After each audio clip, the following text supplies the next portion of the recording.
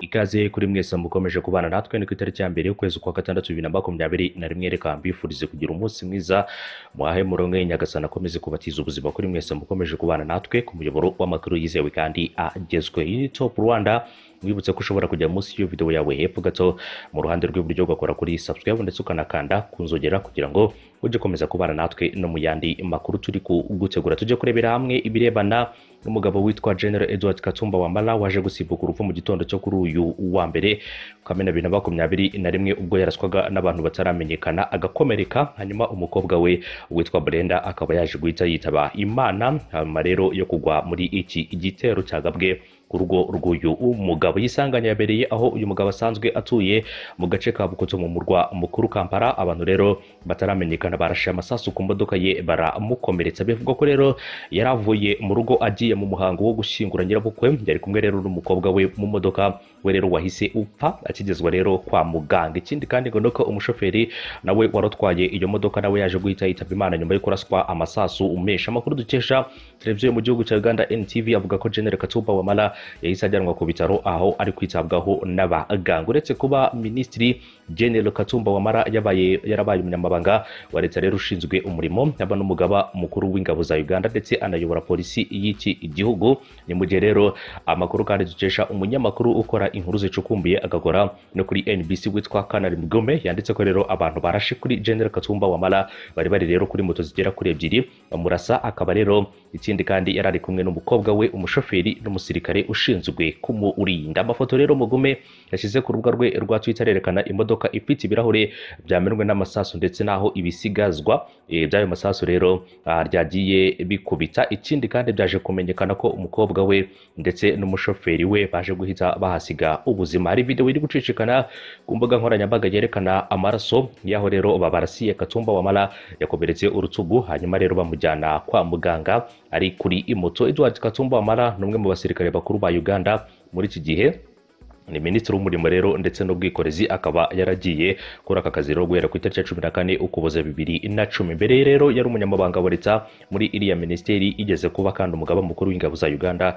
guhera mu wa 2005 kugeza mu mwaka wa 2013. Mbere y'akazi ka General Edward Katumba Wamala rero yabaye komiseri mukuru wa polisi Uganda hari hagati rero yo mwaka wa 2001 ndetse no mwaka 2005. Uyu mugabo kandi yaje kuraswa nyuma y'ubutumwa bukomeye yaramaze gushyira ku rubuga rwe rwa Twitter. Uyu mujenerali rero w'inyenyeri zigera kuri enye yaramaze kugira ati mbifurije ukwezi kw'ibyishimo, umusaruro, ubukungu, ubuzima bwiza ndetse n'ubukire. Mbikuye rero cyangwa se mbibuke guhana rero intera, gukoresha rero imiti yabugenewe, mukaraba intoki kandi uri igihe. Amakuru rero agera kuri bwiza.com nuko umugaba w'ingabo za Uganda General David Muhozi yamaze kugera ahabereye iraswa rya General Wamala, ndetse ikindi kandi akaba rero n'abandi bayobozi batandukanye mu gipolisi ndetse n'igisirikare cya Uganda bamaze kugera rero ahabereye iryo sanganya kugira ngo bakomeze gukora iperereza bamenye ngo ninde rero waba washatse kwivugana uyu mugabo hariya mu gihugu cya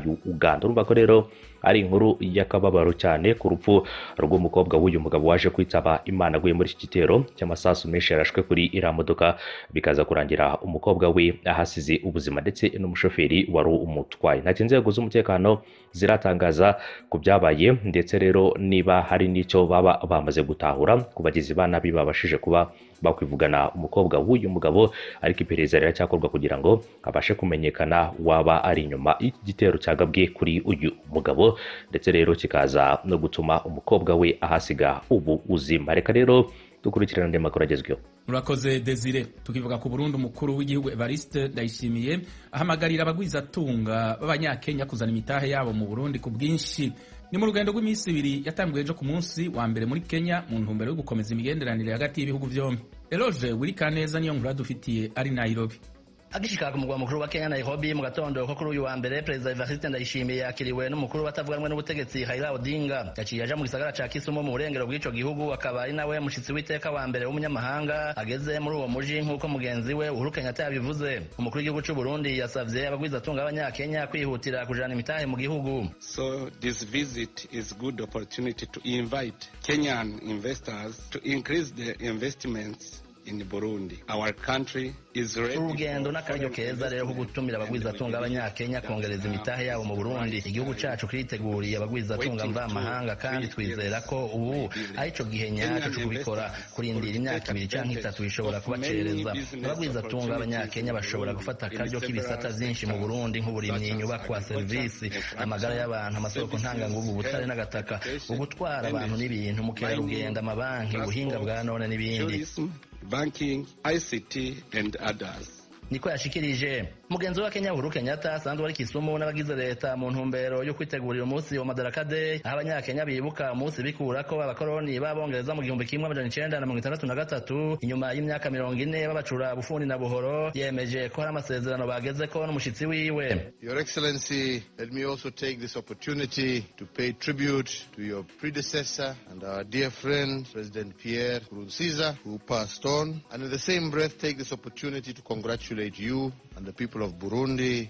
Nyakubahwa, reka mfata akanya ko kubaho wasubiriye akaba n'inshuti magara yacu Perezida Pierre Nkurunziza ashengeye, kandi dufasha akakaryo tugukeza n'abarundi bagize amatora mu mahoro yubahiza demokarasi. Banyamakuru, uyu munsi twagize ibiganiro bifise ikimazi hagati y'imirwi yacu. Mu byo twavuganye twasubiye kwiyemeza gukomeza mbere kurusha imigenderanire hagati ya Kenya n'u Burundi isanzwe imaze igihe kirekire. Uyu munsi ndi kumwe na Perezida Ndayishimiye twashingiye intaha amasezerano yasinywe mu bisata bitandukanye azotuma gufashanya hagati yacu kwihuta kurusha. Hakaba harimo ibisata by'uburimyi, ubworozi, uburovyi, serivisi za leta zirimo no gukarihiza ubwenge abakozi. Twanasinye ku bijanye n'umuco na siporo bizotuma siporo n'umuco bitera imbere na mukerarugendo bikanateza imbere imigenderanire hagati y'abantu. We also signed sports, culture and heritage, which will enhance sports and cultural tourism as well as promote people-to-people relations. Niko Uhuru yemeje.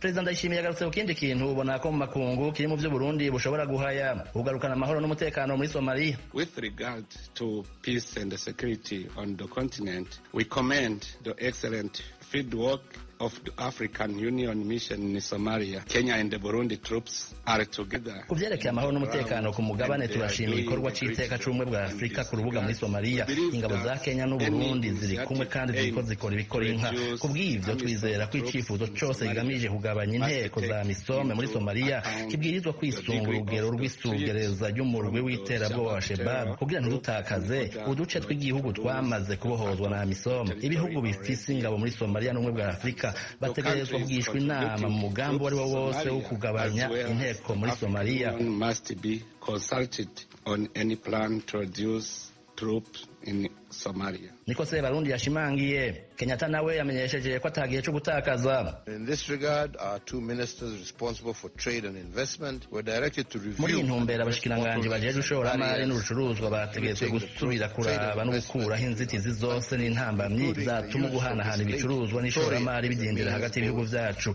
Ibi birimo ikoreshwa ry'ikiyaga Victoria nk'uburyo bwo gutwara abantu n'ibintu no kucikora ko kubifungurwa.